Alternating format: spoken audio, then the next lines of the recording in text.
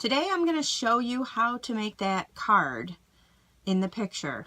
I will be using the rubber cement technique. It's been around for a long time and it's really awesome for backgrounds. So what you're going to need is you're going to need a piece of white cardstock, and this one here is cut at 5x4. So you're also going to need some rubber cement, which I just have a little bottle of rubber cement. I got it, I believe, Walmart. And what we're going to do is you're also going to need a piece of scrap paper to lay down underneath. So you're going to want to take your rubber cement and you're going to want to just, it comes with a brush, and you're just going to want to dribble whatever kind of design you want. Just dribble it along your cardstock base. So I'm just going to make this kind of pattern. And then when you need more, just go ahead and grab some more. And then I'm just going to kind of zigzag it this way. Just like I said, whatever kind of pattern you want. And you're going to have to, we're going to have to let it dry, which normally takes about 20 minutes or so. And you just want to go ahead and just leave it right on this piece of paper, because once it dries, it's going to dry it right to the paper, which will actually work out to your advantage. So we're just going to set this aside, and I've already have one that's already done and dried and ready to go. So you have your rubber cement on here and it's all dry. What we're going to do is we're going to use some inks. I'm going to use 3 different inks. I'm going to use Daffodil Delight from Stampin Up. And you're also going to need either a sponge or a brayer, sponge brayer, something to apply the ink on your paper. I'll show you with the brayer. This brayer I got a while ago. I don't even know. I think I got it as a Christmas present. Stampin' Up has brayers, 4 sponges, and 2 handles for $8. And they're very good brayers to use. This one here, I'm just going to take it and I'm going to take my ink and just kind of get some on my brayer, just part of it. And I'm just going to go at one end. And you want to make it really dark. You want to make sure that you get the ink nice and dark on there. So I'll just get a little bit more here. And the brayer, it is faster with the brayer when you use a brayer, but I like that color. So what I'm going to do is I have wipes, baby wipes. I don't know a crafter that doesn't have baby wipes in their craft room. I use baby wipes on everything. So I'll just take the baby wipe and just kind of go over my brayer with it just to clean it off so we get the next color on there. And I think the next color I'm going to use will be Pumpkin Pie through Stampin' Up. It's a nice orange color. So I'm going to use a little less than half on my brayer so that I don't get the yellow.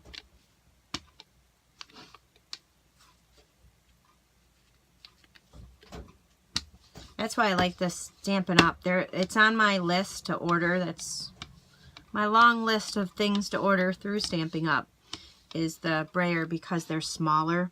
This one is a big one, and it's nice for certain projects, but certain projects you need something a little smaller. So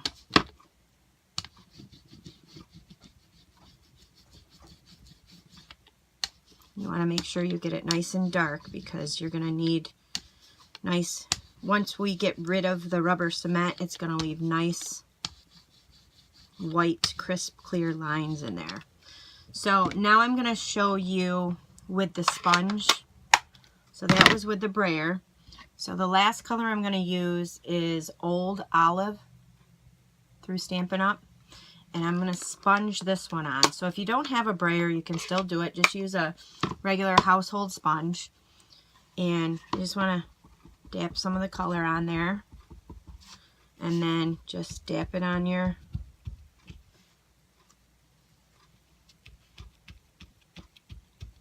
And again, you want to make sure that you get it nice and coated well with the ink, because the rubber cement is going to come up and you're going to have nice white lines in there to create a awesome background. So once you get it covered the way you want to get it covered with all the ink, what we're going to do is we're going to need some tissue paper, just not tissue paper, like tissues. So you're going to take a tissue or paper towel, anything like that, and you're just going to start rubbing the cement off, the rubber cement, and it will start pulling up and it'll rub right off of there. And I don't know, you could almost see it coming up here. It takes a little bit of effort to get it up, but I like this project because it's fun and messy. So you just keep going over where the rubber cement is on your cardstock. You just keep rubbing over it with the tissue, and eventually it comes up. You can see the white compared to where the rubber cement is. So the rubber cement is off. You get a very neat looking background layer, and the lines, the white is very crisp on there. So what I'm going to do is I'm going to take this and I'm going to glue it on a dark green background. This here, the green base here was cut at 5 1/4 by 4 1/4, and I'll leave all this information in the video and the description. So we're just going to put that on the card base, and we're just going to use some snail adhesive to apply that on through Stampin' Up.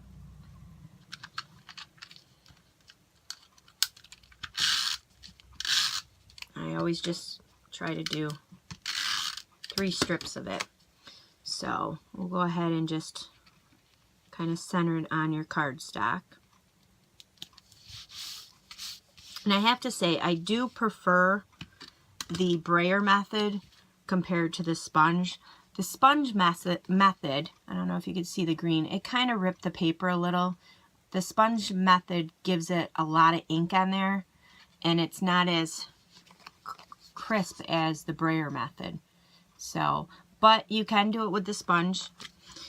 So what we're going to do now is we're going to take, I cut 2 leaves out. I have a paper puncher, a leaf puncher, and I have some foil paper that I have here just lying around, scraps of it. So I cut 2 leaves out of it. Stampin' Up has foil paper. They have gold and silver foil paper that you can buy. I'll leave all that information in the video. So I cut these out, like I said, out of a hole puncher I have. You can cut these out of any kind of cutting machine you have, or if you have a hole puncher, or if you don't want to do leaves, you can do whatever you want. I just chose leaves because fall, and so we're going to go ahead and we're just going to attach these leaves someplace on your card front, however you want to apply them. I'll just do one up here, and then I'll do the other one here. And again, you're going to want to use some adhesive to apply these, and I'm just using, again, if I show you the right side, the Stampin' Up snail adhesive. So we're just going to go ahead and apply them kind of like that.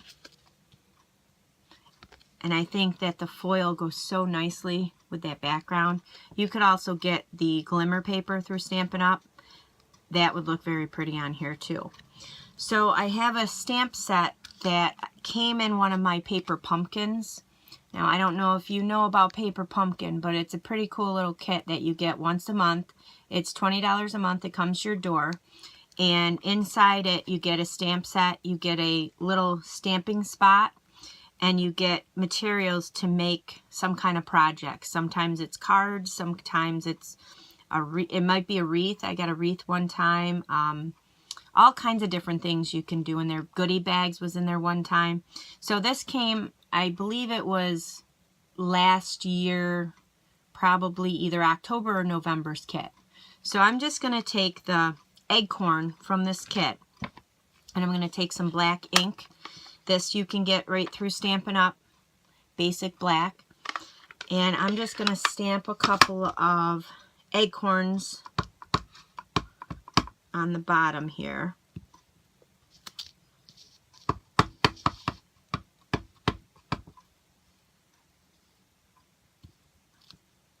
So it looks like they've fallen down.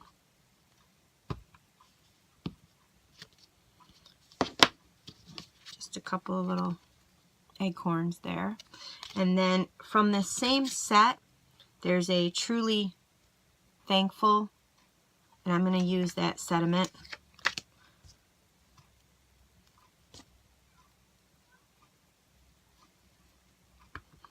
I think I'm just going to stamp this up in the corner here.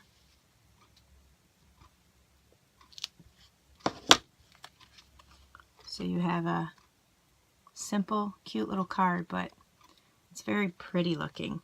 And then we're just going to attach it to a white cardstock base. This card base was cut out of just regular white cardstock, and it was cut 5.5, or the card base is 5.5 by 4.5, so you would cut it 4.5 by 11, and just fold it down the middle.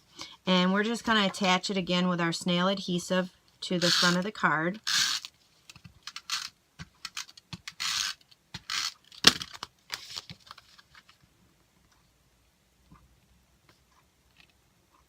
Oops, I don't want to attach it that way, upside down. You want to make sure you don't attach it upside down.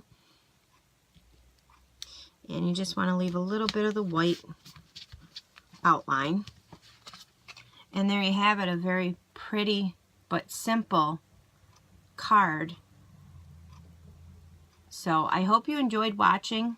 I'm going to go ahead and leave a link in the video to the Stampin' Up website and all the information as to what you would need to make this card.